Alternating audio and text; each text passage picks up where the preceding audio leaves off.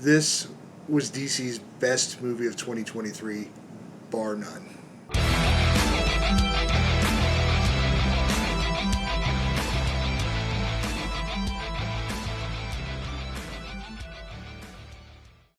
What is going on, everybody? Welcome back to another video. Before we jump right on into everything, if this is your first time here, welcome.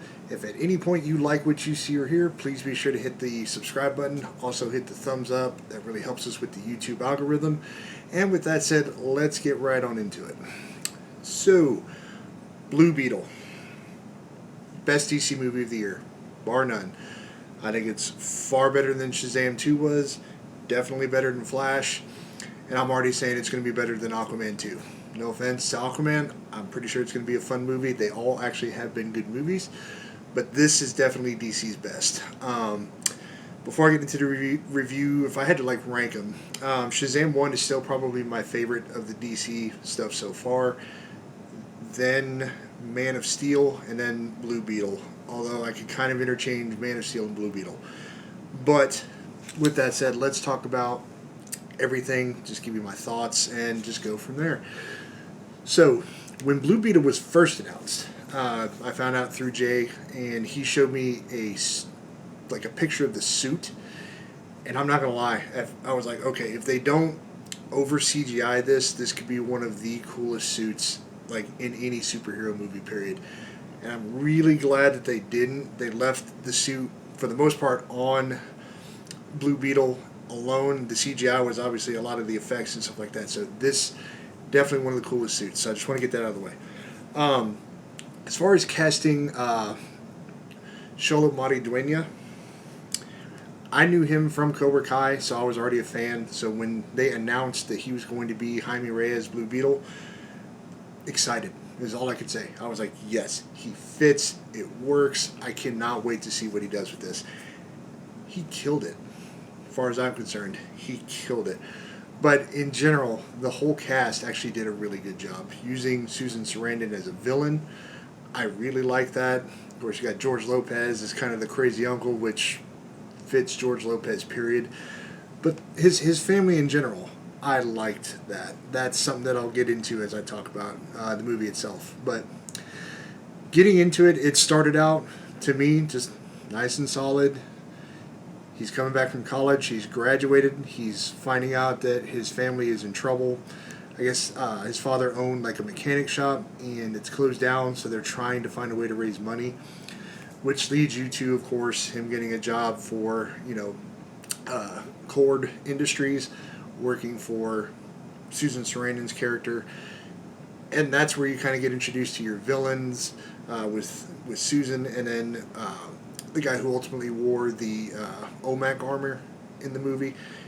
And it works. You see the dynamic there. Susan definitely had the villain part on lock, I thought. I'm not used to seeing her quite like that. I'm used to a lot of the movies like Bull Durham, Stepmom, stuff like that. So that's where I'm used to seeing Susan. So seeing her in this context, for me, was cool, because she's been around so long, so it was nice to see her do something a little different. And so I thought it was really well done. The casting in general, just great. Visual effects, great. This is one of those times where the CGI, I thought, was used really well. Flash, to me, was, you kind of have to go hard with the CGI just because of the nature of the character, and I get it. It just wasn't as good as I think it could be, given some things, especially for a movie that size and that budget. Blue Beetle, on the other hand, the CGI, it worked, it made sense. To me, it didn't look funky in any way at any point. I didn't see anything that was just that looks a little rough, or, that could have been done better. For the most part, for me, I thought the CGI was just super solid. In, which you need with a character like that can make weapons that he can imagine with his hands, the blast, this and that. It all really, really worked.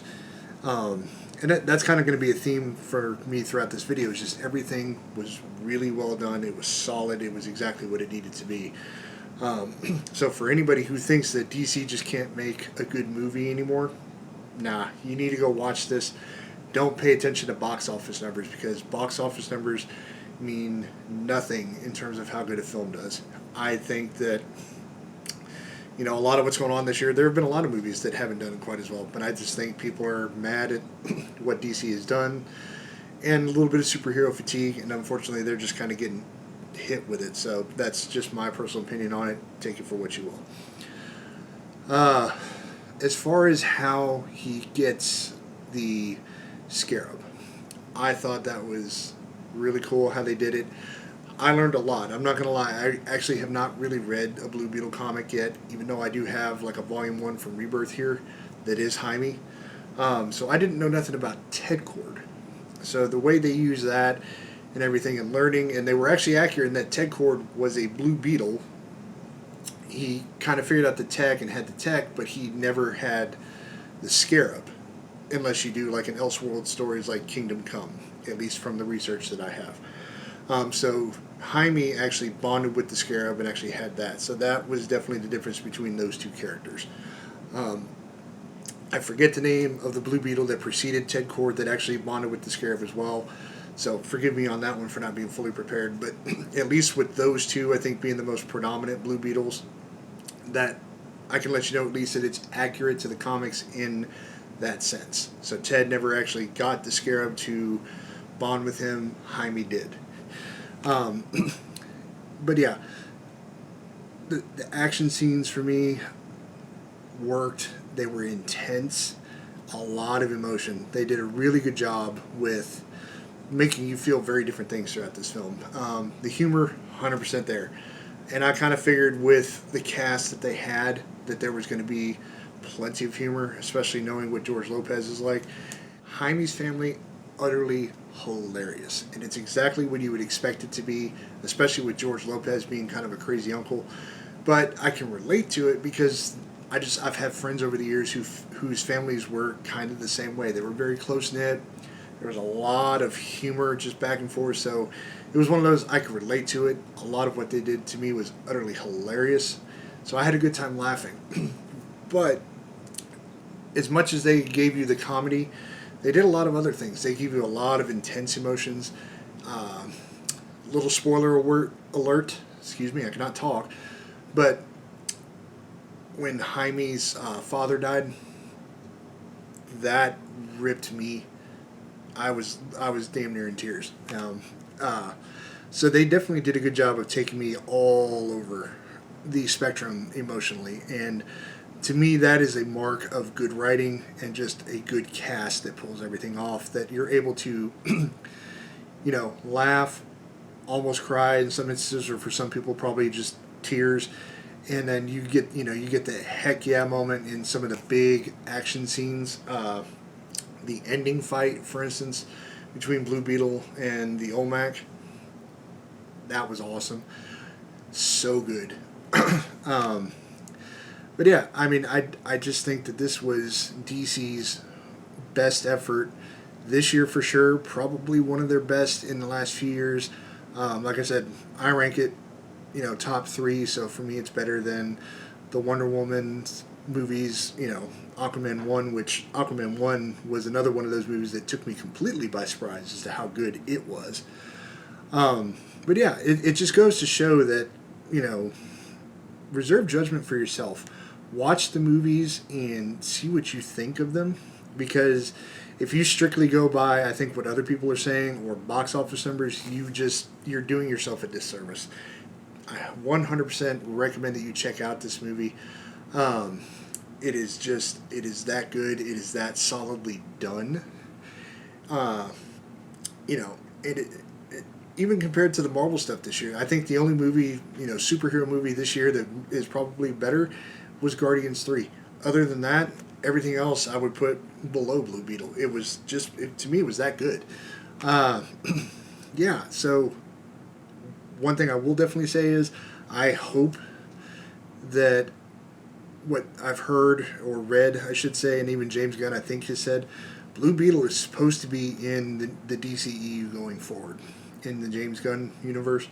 I hope so, because this movie showed that character can do a lot, and it fits. When you think about what James Gunn brings and what he likes to do with movies, it works. He likes to add a little bit of humor, have a little bit of craziness, and have a little bit of fun when it comes to having the movie. And Blue Beetle showed that you can do that. That's the right character to do that with, I think. So I hope that they keep Sholo and this character in the universe moving forward, because it's going to be exciting, honestly, if he is, to see what they do with whomever they keep. The David Corn Sweat, Superman. Excited to see how that turns out and everything. But yeah, 100%. I'm just going to keep praising this movie. I can't think of enough good adjectives for it. It's just, I had a good time watching it. It came. I think I watched it too at one of the right times where I needed to have fun watching a movie, and I did. And that's probably the best compliment that I can give Blue Beetle. It was just fun. I had a good time watching it, and yeah. So I know this was a very all over the place kind of review, very quick. I'm not trying to be too spoilery with reviews now, because I really want everyone to either go read or watch what I'm talking about. But let me know in the comments, do you want me to dive, at least when it comes to maybe movies and any kind of TV shows and anime, do you want me to dive a little more deeply into it, or do you want me to kind of skim over the top, maybe one or two big spoilers like I did with this video? Just let me know, because I'm happy to do it exactly how anybody wants. And yeah, so before I continue rambling on way too long, I will get out of your hair. But please remember, stay safe, stay healthy. Please hug your loved ones. I'll catch everyone next time. Later, everybody.